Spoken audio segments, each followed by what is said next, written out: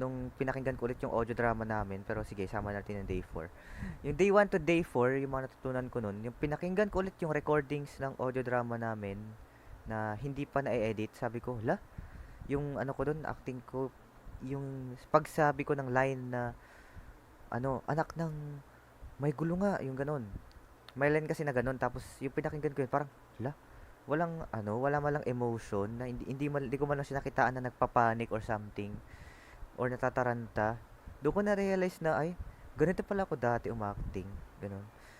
Pati rin yung ibang mga ano, ibang mga kasama ko.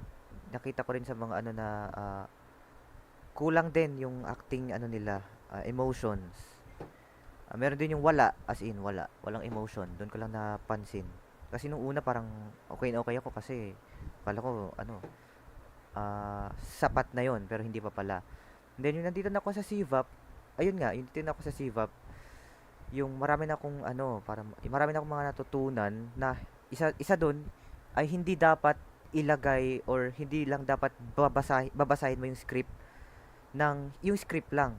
Kailangan mong ilagay yung sarili mo sa kwento, pati yung sa script, yung depende kung anong karakter mo, kailangan yun. Kung anong emotion na hinihingi, yun yung ibibigay mo. Tsaka doon din na boost yung confidence ko. Confidence ko nung nandito ko sa Siva.